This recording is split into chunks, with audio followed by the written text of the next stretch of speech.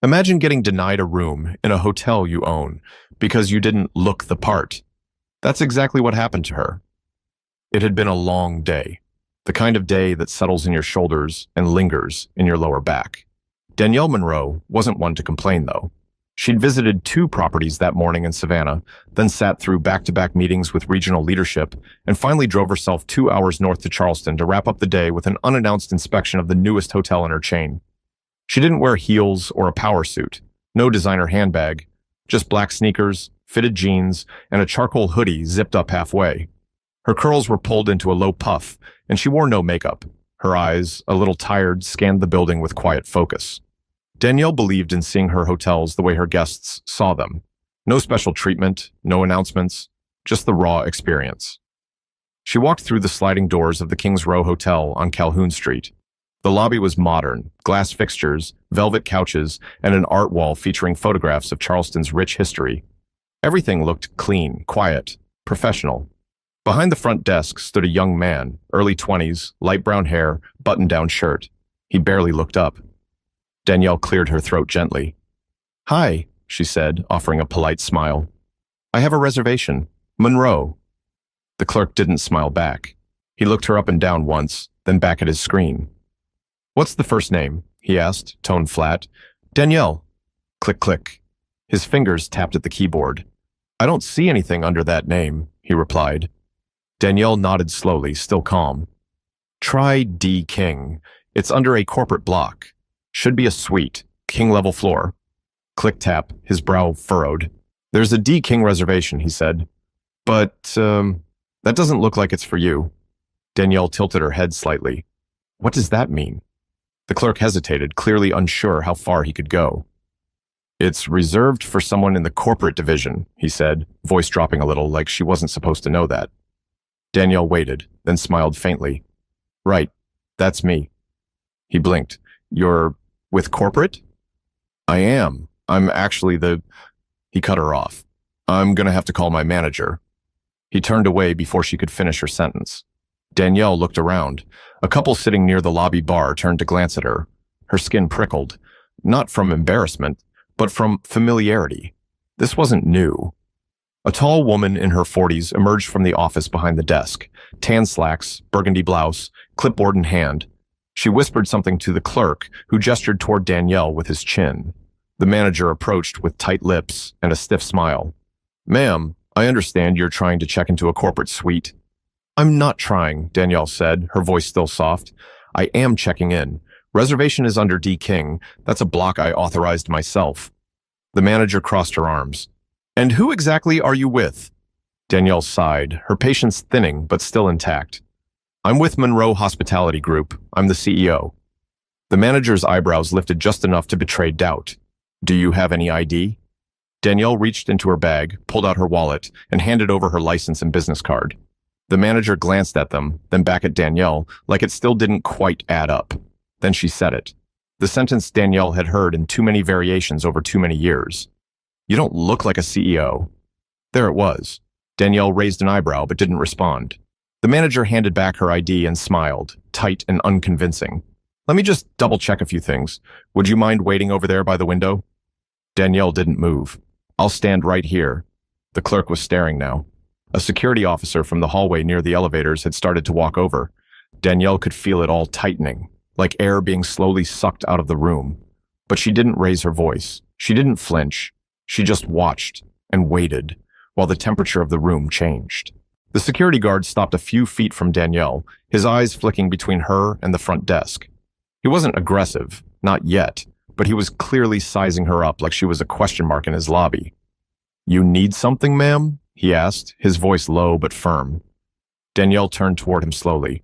"No, I'm just waiting for the front desk manager to confirm my reservation." The front desk clerk chimed in, louder than necessary. "She's trying to check into the corporate suite. Says she's the CEO." The guard looked at Danielle again.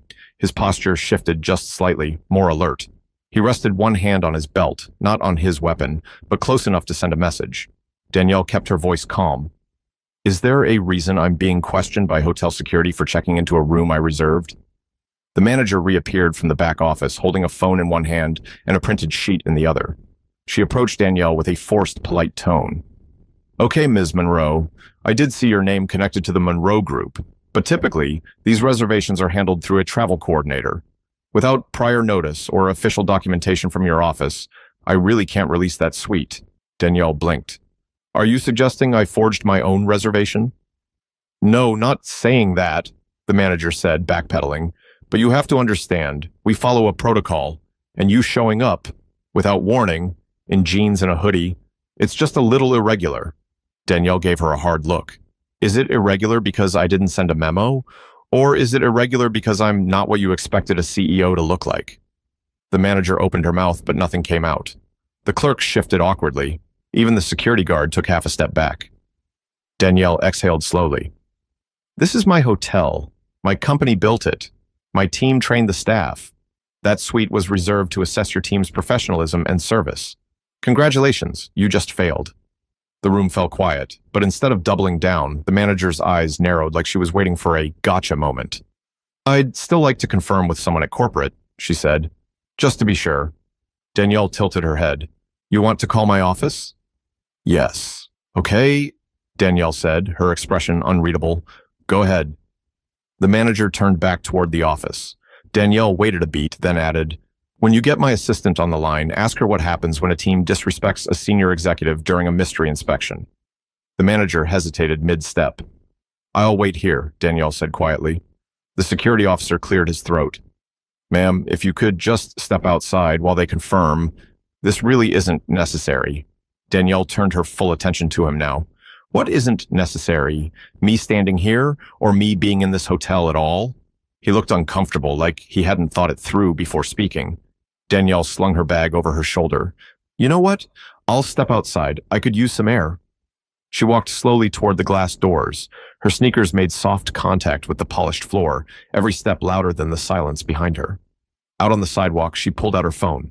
One number, no hesitation.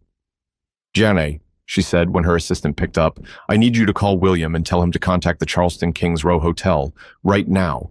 Use the internal line. Pause. Yes, they're playing with the wrong one. She ended the call and stared through the glass. Inside, the front desk staff were huddled, whispering. The manager was dialing a number with her back turned. Danielle didn't feel angry. She felt steady. This wasn't the first time. Wouldn't be the last. But it was going to be the last time here. Because what they didn't know was that the call they were waiting to make had already been made. Inside the hotel, the manager waited impatiently for someone to pick up. She tapped her manicured nails against the countertop as the front desk clerk hovered nearby, trying not to look nervous. When the line finally connected, she straightened up. Hi, yes. This is Pamela Jones, the assistant manager at the Charleston Kings Row. I'm calling to verify a walk-in guest claiming to be a corporate executive. Danielle Monroe. The voice on the other end was quiet at first, then sharp. Wait, did you say Danielle Monroe? Yes, she says she's the CEO. A pause, then the voice came back louder. You mean the Danielle Monroe whose name is on your pay stub? The one who owns the Monroe Group, that owns the Kings Row brand? Pamela froze. The voice didn't stop. Put me on speaker, now. She fumbled with the phone, clicking the speaker icon. The front desk clerk stiffened as the voice rang out into the lobby. This is William Langston, Vice President of Operations. Who am I speaking to again? Pamela, Assistant Manager, she said, her throat dry. Pamela, William said, voice low now, but surgical. Why exactly is the CEO of the company standing outside her own hotel right now? Why was she not only refused a room, but met with security? Pamela glanced toward the glass doors where Danielle was still calmly waiting. I wasn't sure it was really her.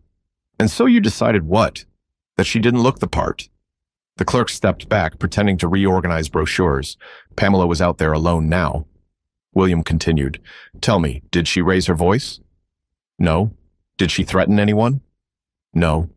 Did she do anything other than give you her name and ask for the room that was reserved for her? Pamela swallowed.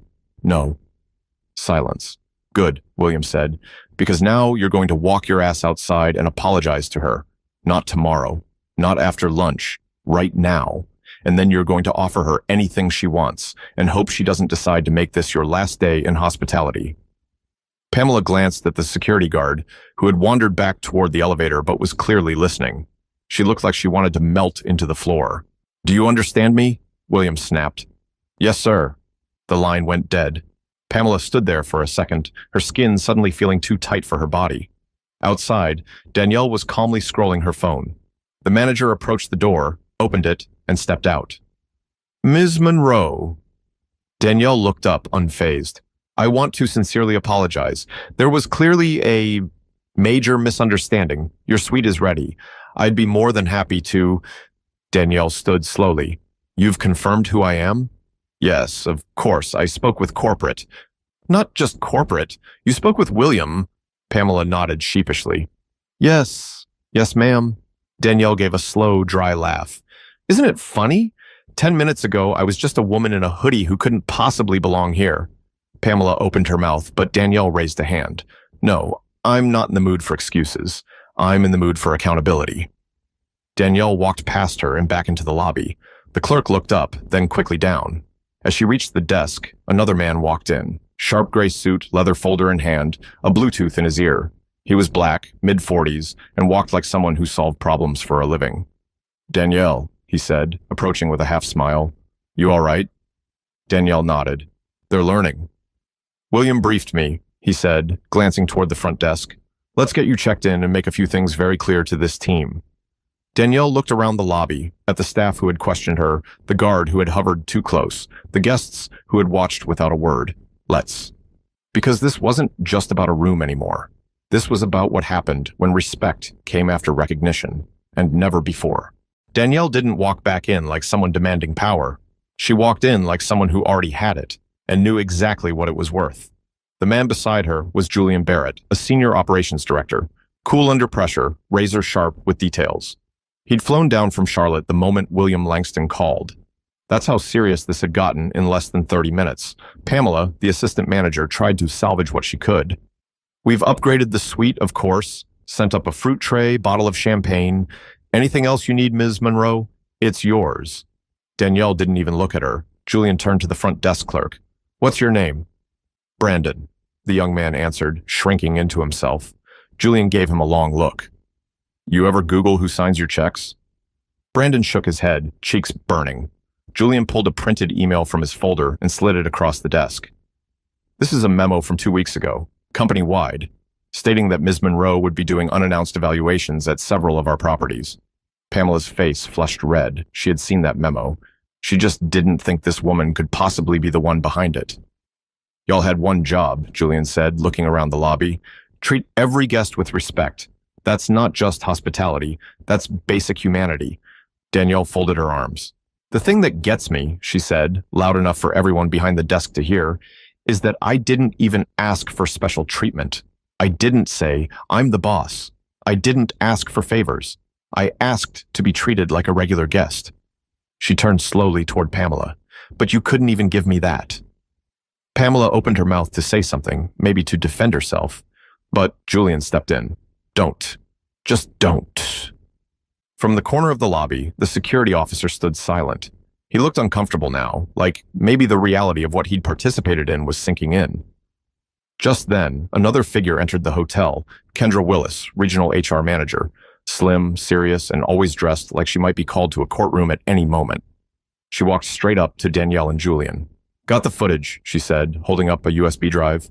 "Security cams, audio at the desk. It's not a good look." Danielle's mouth twitched. "It rarely is." Kendra turned to Pamela and Brandon. "I'll need you both in the office. Now." Pamela nodded, her voice cracking. "Of course." Kendra added, "Bring your side of the story and make it the truth, because the cameras already told theirs." Danielle walked over to a nearby chair and sat down slowly, finally resting. Julian stood beside her while Kendra ushered the staff into the back office. "You okay?" Julian asked softly. Danielle looked tired, but steady. "I'm fine. I'm just tired of the script. It's old. You'd think one of them would change the ending by now." Julian gave a half smile. "Not with people who only know how to read the cover." Danielle leaned back, staring up at the chandelier. "They thought I didn't belong here, that I was in the wrong place, but they never stopped to think maybe they were." A few minutes passed. Guests came and went, sensing something off in the air, but not knowing what. The mood had shifted. You could feel it, even if no one was saying it out loud. Finally, Kendra came back. They'll need to complete sensitivity and anti-bias training, she said. Effective immediately. Brandon's on probation. Pamela... She paused. We're still deciding. Julian nodded. Good. Danielle stood again. I want every manager across this brand reminded, your bias is your liability. And if they're going to misjudge someone, they better hope it's not the person signing their checks. Because while a room can be cleaned, reputations take longer, and this one was already stained. Danielle didn't want revenge. She wanted clarity. By the next morning, word had spread, not just through the hotel, but across every Monroe hospitality property from Jacksonville to D.C. There had been an emergency leadership call at 7 o'clock a.m., mandatory. Every general manager logged in, and every single one of them heard the same thing. Our CEO was profiled and denied access to her own suite. If it can happen to her, it can happen to your guests. If you can't lead with integrity and respect, pack your things. Back in Charleston, Danielle requested a staff meeting in the hotel's small conference room. Not corporate, not formal, no script, just people. The front desk team sat on one side of the long table, housekeeping, maintenance, and bar staff on the other. Most of them weren't directly involved, but they'd heard enough whispers to know something serious had happened. Danielle walked in quietly. No blazer, no entourage, just a plain black top and slacks. She stood at the head of the table. Morning, she said. A few voices responded back, soft, cautious. She nodded. I'm Danielle Monroe. For those of you who've never met me, now you have. She paused, letting that settle. Yesterday, I came to this hotel to see how things were running, not as your CEO, but as a guest. I didn't tell anyone I was coming because I wanted to see the truth, not the version you clean up when corporate's around. Her voice was calm, measured, but no less powerful. What I experienced was not just disrespect, it was judgment, based on how I looked, based on what you assumed I wasn't. She looked straight at Pamela, who sat rigid, her lips pressed thin. I want to be clear. This isn't about me being offended. I've had worse thrown at me on my way to building this company. This is about a culture that lets assumptions override professionalism. Danielle turned to the rest of the staff. You want to know how I built this business? I listened. I showed up. I treated people like they mattered, no matter what they looked like. That's it. That's the whole formula. The room was still. Then someone raised their hand. A housekeeper in her late 50s with silver braids tucked into a bun. Her name tag read Loretta. Can I say something? She asked. Danielle nodded. I've worked here since the doors opened, and I ain't never seen you in person before, but I always said, whoever's behind this place, they had to care. You can feel it in the details, the towels, the way we're trained to talk to people, how we clean like we're cleaning our own homes. That all comes from the top. Loretta looked down at the table. I'm sorry they did you like that. That ain't how we all are. Danielle smiled gently. Thank you, Loretta. I know. That's why I'm here. To make sure the good people don't get buried under the bad habits. She let out a slow breath. There's going to be changes. Not just here, but across every single Monroe property. We're reevaluating hiring. We're doubling down on anti-bias training. And more than anything, we're reminding every employee that judgment is not part of your job. Pamela shifted uncomfortably. Danielle turned to her. You still have a choice. You can grow from this, or you can pack up. But what you can't do is pretend it didn't happen. Pamela's voice came out small. I want to stay. I want to do better. Danielle didn't smile, but she nodded. We'll see. Julian, standing at the back of the room, checked his phone and stepped forward. You've got media requests coming in.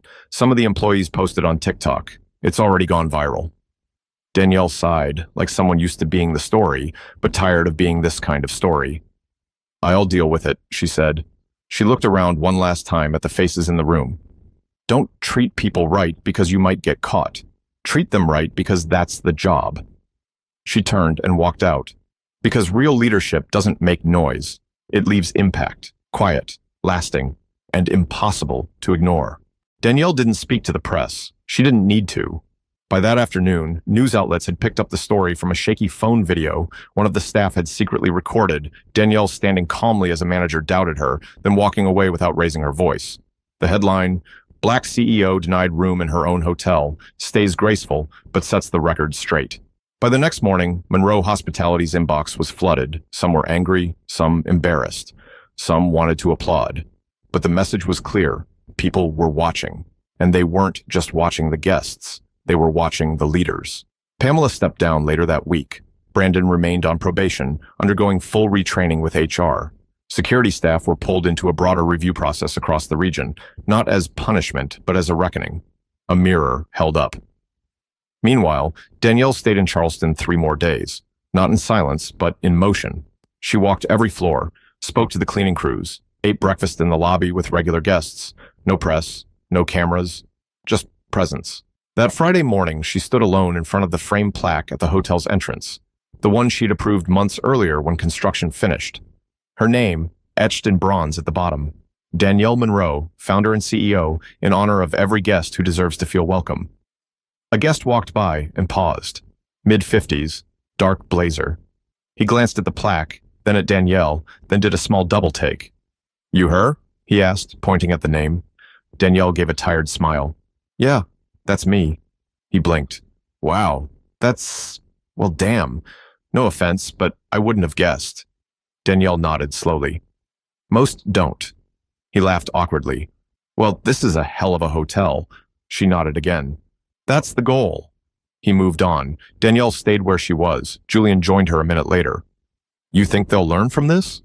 She didn't answer right away. Then she said, "I don't care if they remember me. I care if they remember what happened." He nodded. "They will." She turned from the plaque and picked up her suitcase. Time to catch her flight. As they walked through the lobby, a young black woman behind the front desk looked up. Not Brandon, someone new, maybe just hired. She gave Danielle a tiny smile and a respectful nod. Danielle smiled back, the kind of smile that says, "I see you. You belong here." And this time, no one questioned it, because sometimes the loudest message is the one you never raise your voice to deliver. Sometimes the most powerful move is staying still long enough for people to see the truth for what it is. She didn't burn the place down. She lit it up. So next time someone looks at you and says, "You don't look like," let them finish the sentence. Then go ahead and finish the story. If you've ever been judged before you had the chance to speak, before your name, your work, or your truth had the chance to show up, remember this. You don't owe anyone proof of who you are just to earn basic respect. But if they make you prove it anyway, make sure they never forget what happens when they get it wrong.